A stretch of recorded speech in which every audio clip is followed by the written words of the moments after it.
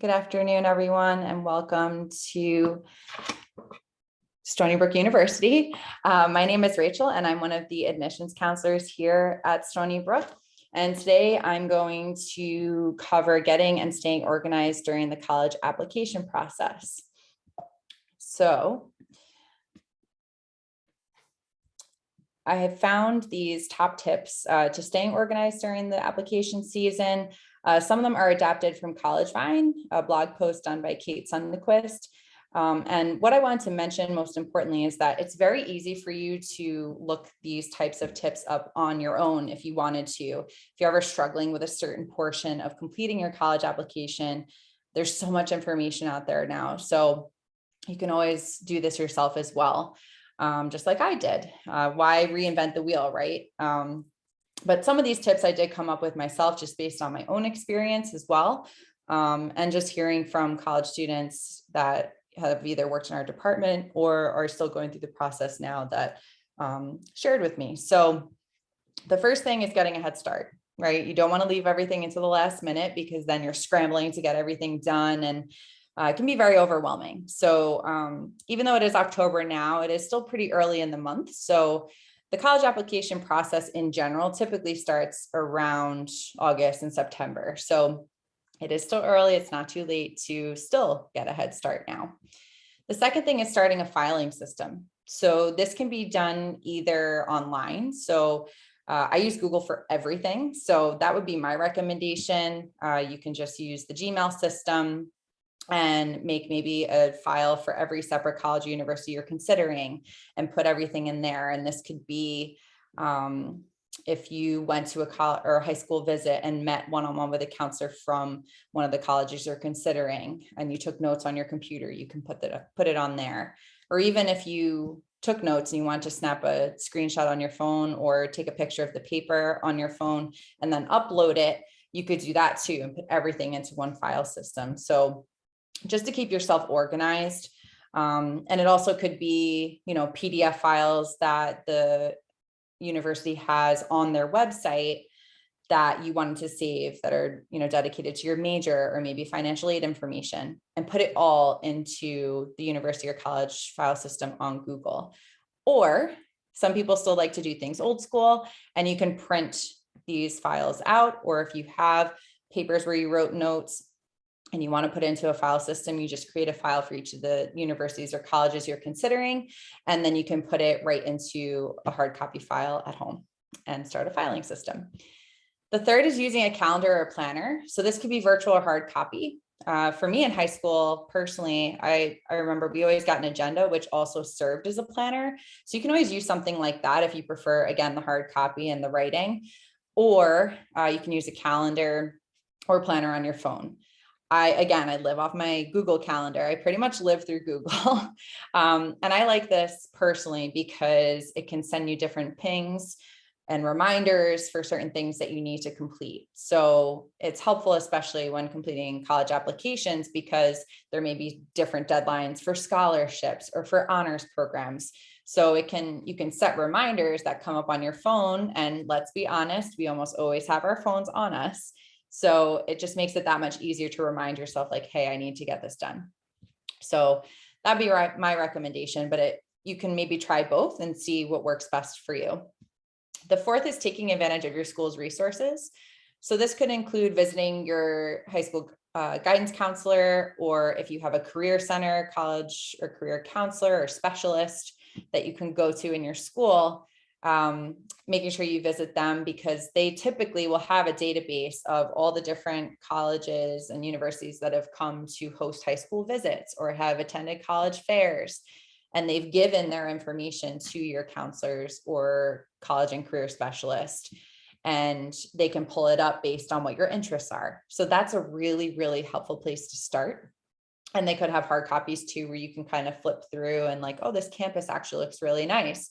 Maybe I'll go check them out. That's another way to kind of just get a general, snapshot idea of, hey, like maybe it may be a school you never considered, but the campus looks really nice and you like, the state that it's in or what have you. So that's one place to start. Then also, a lot of counselors will have advice on applying for scholarships and starting that process.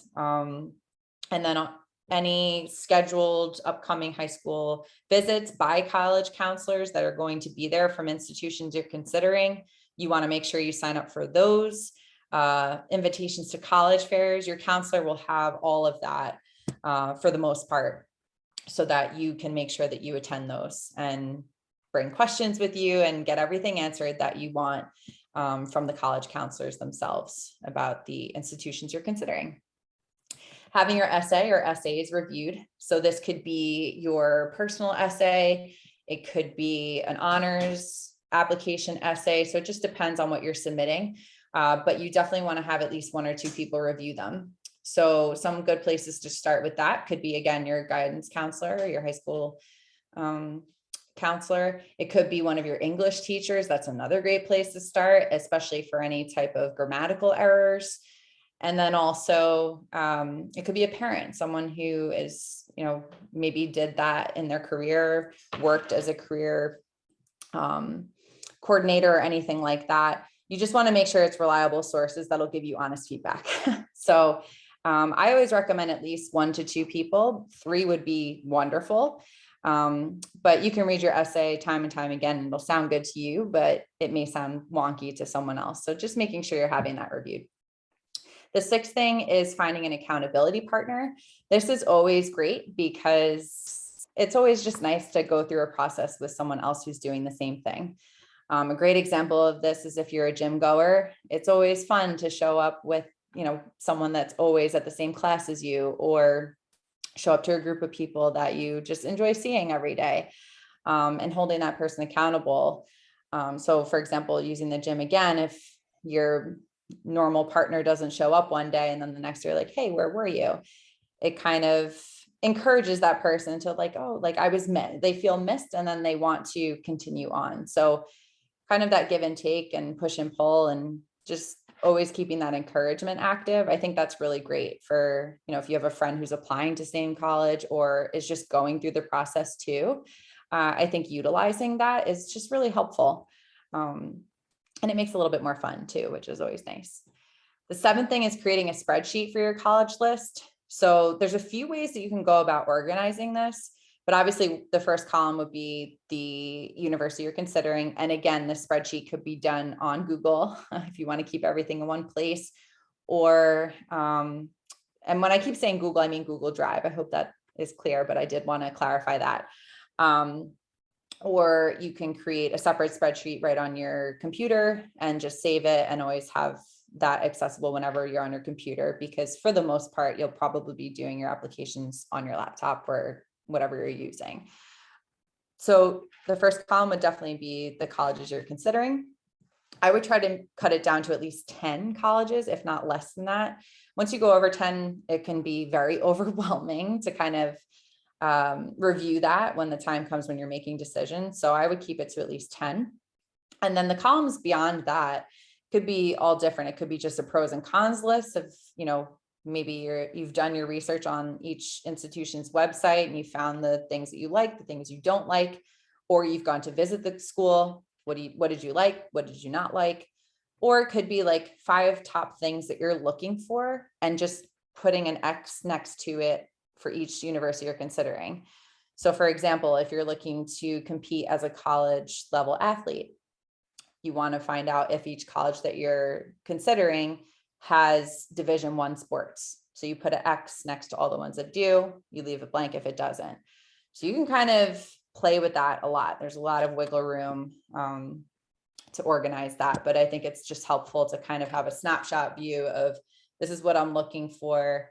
This college doesn't really meet all the criteria I want, so I'm cutting that off my list.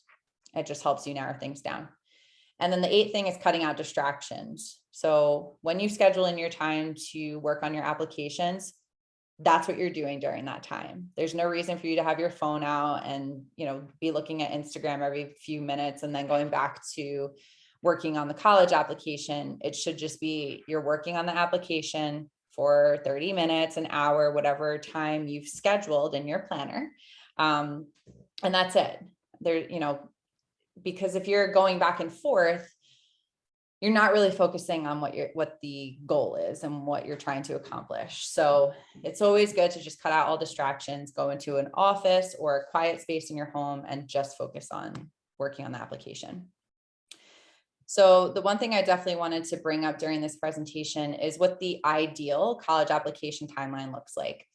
So August and September, of course, have passed, but if you haven't yet, registering for the SAT or ACT, I know a lot of schools aren't requiring this currently, but if moving forward they plan to, or you're a junior and things are kind of up in the air, I would say register for it.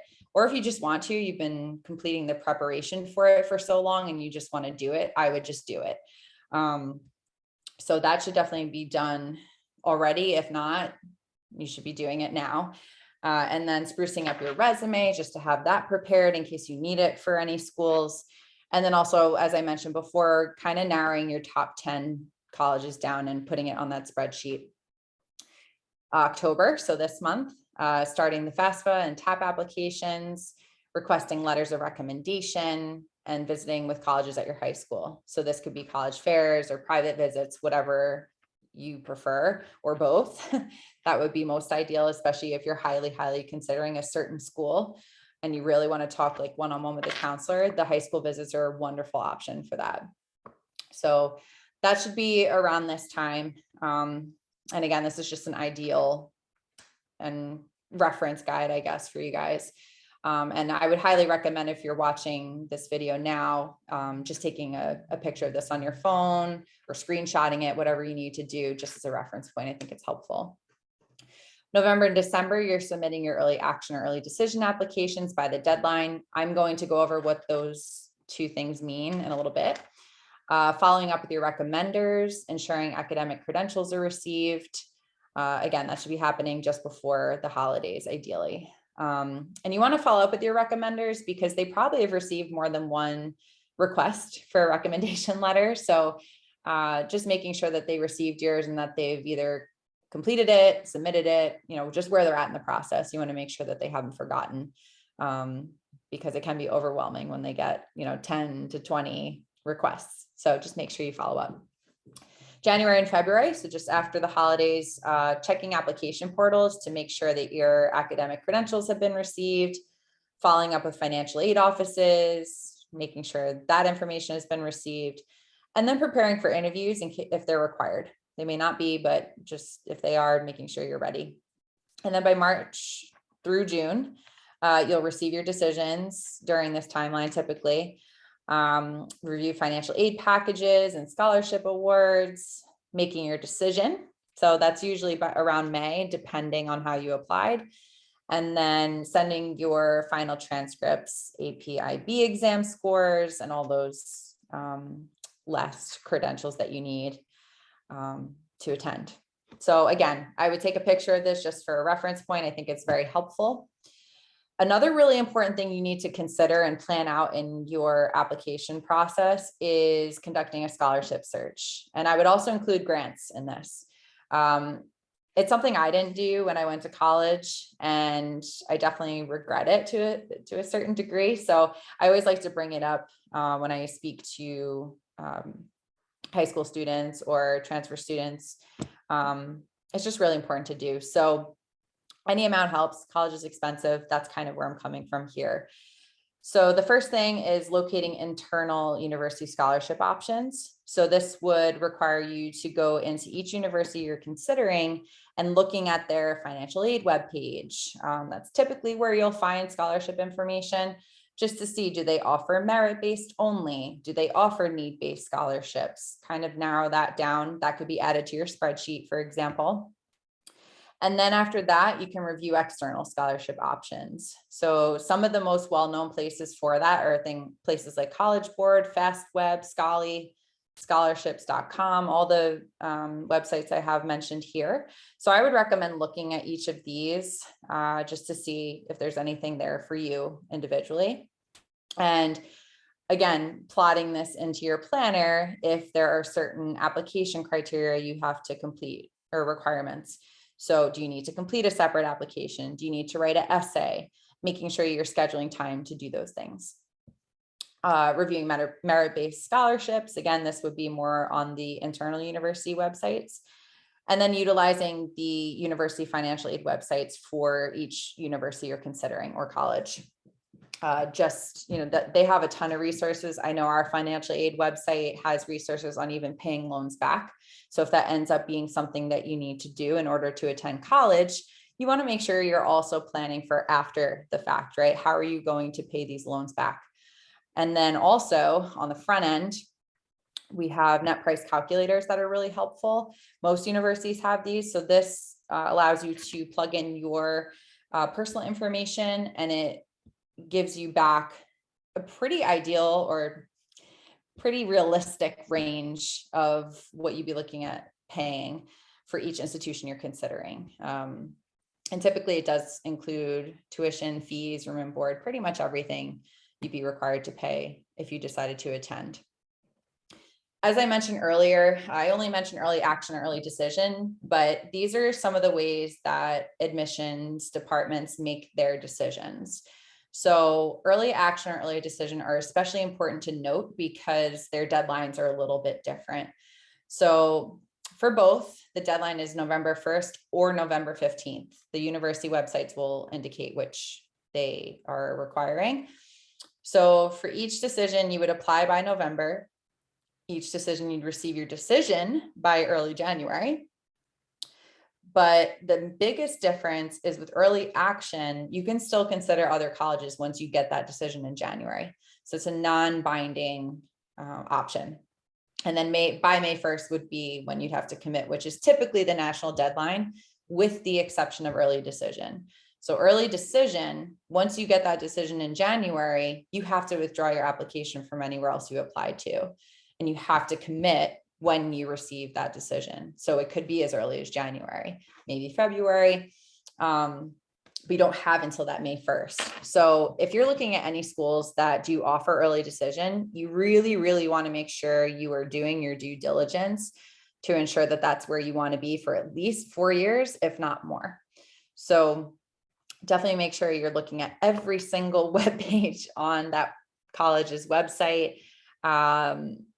Go to the high school visits if the college counselors are coming to talk one-on-one with students at your school. Ask the college counselors questions at college fairs, really, and visit campus. That's the biggest one. Just really, really make sure that this is where you want to go, because again, it's binding.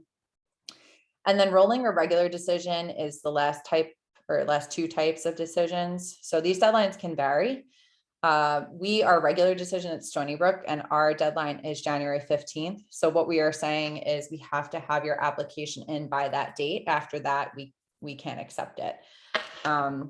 Whereas rolling, campuses make decision on a rolling basis until classes are filled.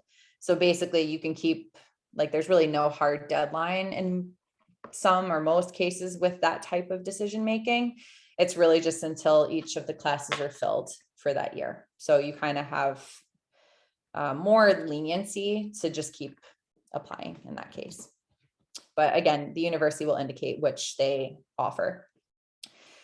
And then these are just some free resources that I think are really helpful for when you're applying to college. And you can kind of align these with how you plan out your application process, how you plan to approach each of the applications you plan to complete. So for example, like the college essay guy, I know he's big on social media, but he does have his own website as well.